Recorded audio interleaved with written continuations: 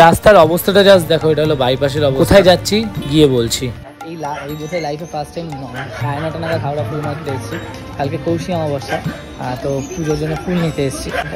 জানি না যে কী পাবো না পাবো, দেখা যাক। পুরো মার্কেট কিন্তু ফাঁকা। এই হলো হাওড়া ফুল মার্কেটের অবস্থা। ভেবেছিলাম অনেক কিছু পাবো, কিন্তু দেখতে পাচ্ছি যা অবস্থা। আর সব থেকে বড় কথা হলো লাস্টে বলে অনেকটা চড়া দামে সব কিছু বিক্রি করছে। পদ্ম ফুল টুলগুলো আছে, তোমরা এত রাত্রে এসো না, খুব দরকার না হলে। মোটামুটি ফুল টুল নেওয়ার ডান। এখন ফিরছি বাড়ি, আর এখন বাজে 11টা। বেশি পাইনি, অল্পই পেয়েছি। গুড মর্নিং, আজ কৌশি অমাবস্যা। সকলকে কৌশি অমাবস্যার শুভেচ্ছা। কৌশি কি নয়, কথাটা কৌশি আগেই বলে দিই। সকাল সকাল নিত্য পুজো শুরু হবে। এখন বাজে 9টা। আর কেমন লাগছে বলো? আজকে লাল পড়েছে। সব থেকে বড় ব্যাপার হলো লালের তলায় কিন্তু মায়ের অরিজিনাল কাজটা রয়েছে, যেটা এখন দেখতে পাবে না, যেটা পরে দেখতে পাবে তোমরা। আর এই শাড়িটি দিয়েছেন লিপিকা ঘোষ। অবশ্যই কমেন্ট করে জানিও কেমন লাগছে। চলো, আজকে সারাদিনের পুজো ভিডিও সব দেখতে পাবে। মায়ের সুন্দর ওয়েট করে থাকো। আর এই ব্লগটা দেখতে পাবে কালকে, শনিবার দিন। কাল অবশ্যই রয়েছে। চলো, টাটা, দেখা হচ্ছে। সকালে চলে এসেছি বাজারে, মায়ের জন্য মাছ নেব। প্রথম অবস্থাতেই মায়ের মাছ দেওয়া হয় ভোগে।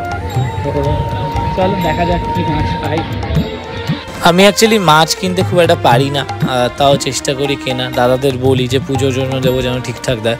তো মাছের মাথাগুলো রয়েছে, মাছের মাথা কিন্তু ভাজা দেওয়া হয় ভোগে। আর এই মাছগুলো জানি না কেমন হবে, দাদাকে তো বারবার বললাম, দেখা যাক। দাদা তো বললেনই ভালো হবে। তো দেখা যাক, একটা কাতলা মাছের মুড়ো আর ভাজা হবে। তো এটাই আজকের ভোগের জন্য নেওয়া বাজার থেকে। তো মাছ নেওয়া ডান। এবার আরও কিছু সবজি নেওয়ার বাকি আছে। আর এই মন্দিরটায় দেখো, আজকে বোধহয় পুজো, সুন্দর করে সাজিয়েছে। এটা পালবাজারের মন্দির। সবজি যেগুলো নেওয়া ছিল সব নেওয়া ডান। বাড়িতে এসে দেখি এত সুন্দর ফুল সব রেডি করছে। কে রেডি করছে বলো তো? গেস করো কে রেডি করছে?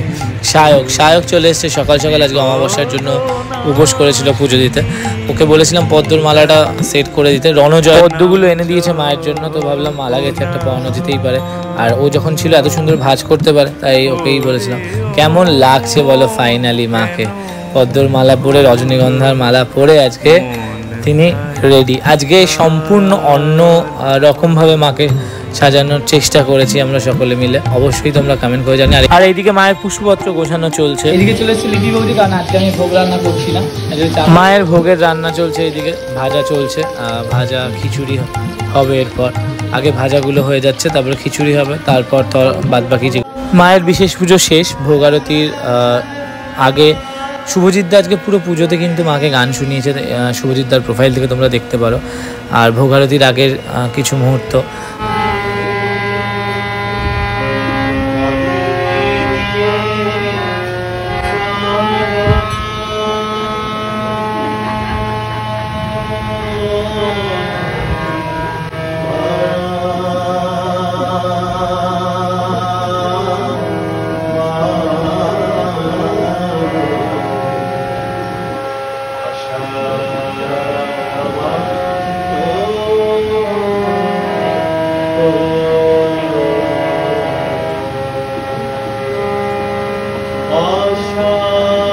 মায়ের ভোগ আরতি দর্শন করো মন দিয়ে।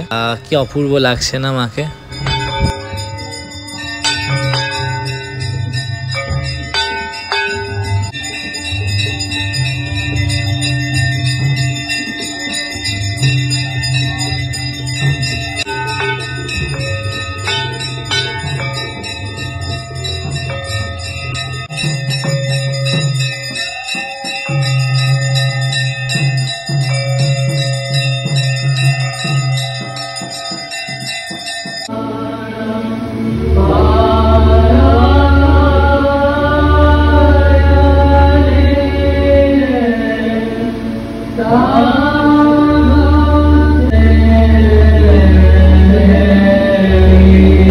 বলা হয় ভোগ দর্শনে দুর্ভোগ কেটে যায়। প্রসন্নময়ী মাতা ঠাকুরানীর ভোগ দর্শনে সকলের দুর্ভোগ কাটুক।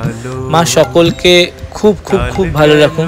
আজকে তো ব্লগটা এখানেই এন্ড করলাম। অবশ্যই কমেন্ট করে জানিও কেমন লাগলো মায়ের এই পুজোর ব্লগটা। নেক্সট ব্লগে দেখা হচ্ছে।